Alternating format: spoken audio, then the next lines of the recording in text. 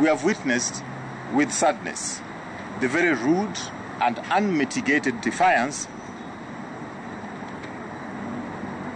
in the face of this fervent wish and vision of our President by his constitutional principal assistant, the Deputy President, Honorable William Ruto. Yesterday, the DP turned up at the party headquarters with more than 30 members of parliament, many of them known avowed abusers of the President. These are some of the foul-mouthed MPs that are on record attacking government programs like the Huduma number. It is disturbing that the Deputy President invites the same retinue to the party headquarters to give them a platform to increase polarization in the party. Indeed, that move of inviting those MPs allied to him almost created an ugly confrontation with close to 40 members of parliament not allied to him congregating at the Serena Hotel and demanding to come to the headquarters.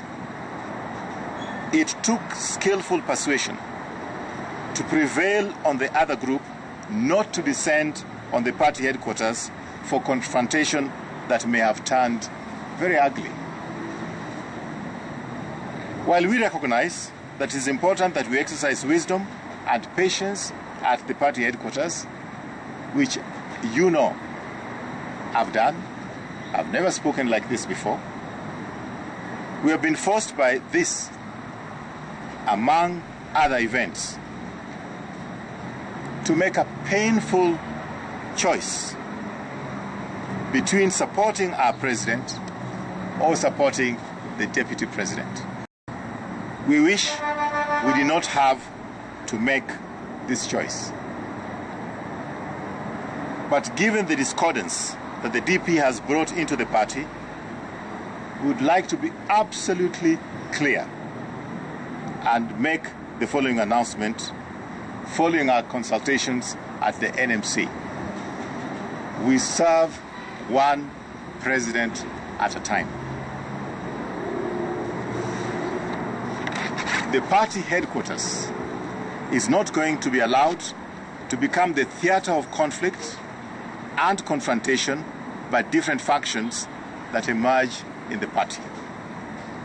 2, the party leaders, the deputy party leader, as a self-declared presidential candidate of 2022, will not be allowed to use the party headquarters as a center of operationalization of his 2022 campaign and to use the center for intimidation of potential opponents or intimidation of the staff.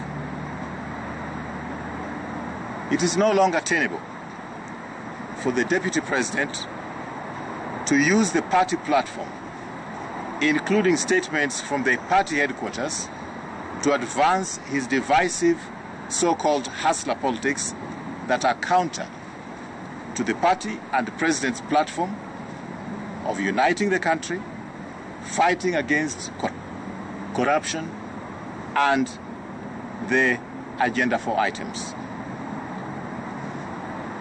He will no longer be allowed to use the party headquarters to make such statements that are principally by ward. So you can't just say that you're a member of Jubilee and you have a number.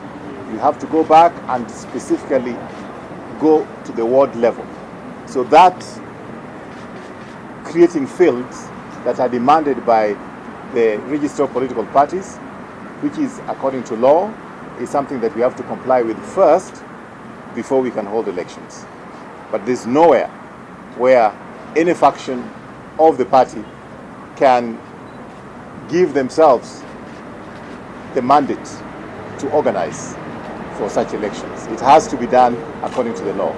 Thank you. I'll take 2 more questions and then I have to move. Yes. From? Yes, sir.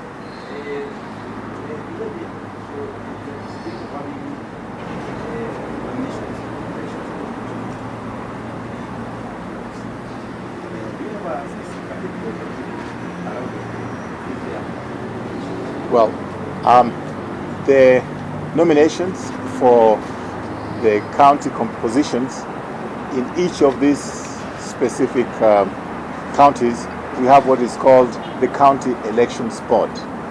And it will not be uniform. It will be according to what the County Elections Board decide to do. If, casting votes is the best way forward, fine. Most likely they're going to have interviews and assess the capability of each candidate, and then they'll recommend to the headquarters. Yes, last. I'm from Ebro TV. Yes. Katibu, you did actually term yesterday's meeting with the DP to be somehow illegal. Are you maybe planning to institute disciplinary measures against the members of the... Well, the DP coming to the party headquarters is not illegal, all right? But to bring over 30 members of parliament allied to him generates a very explosive situation. And we have to stop another 40 members of parliament who are not allied to him. And unfortunately, as I said earlier in the press statement, some of these members of parliament have expressed themselves in very vulgar ways, in very abusive ways to the president. And we're not going to countenance that. Yes, last, please. Please allow me to ask this. I can see LMPs here. Come again? I can see Mpurapol is here. Well, I didn't know. You're just introducing him to me now. I have not looked behind. Perhaps there is an outcome of the ongoing case between him and Governor Kiriti. Well, I don't deal with cases directly myself. I know that there are some issues which was brought to my attention, but ordinarily the chairman of the party is the one who is mandated by our constitution to deal with such issues, and he would normally deal with it or take it up with the disciplinary committee. Yes. Thank you very much, sir. Who is the chair of the party? Nelson Zuya. Thank you. Thank you very much. Thanks.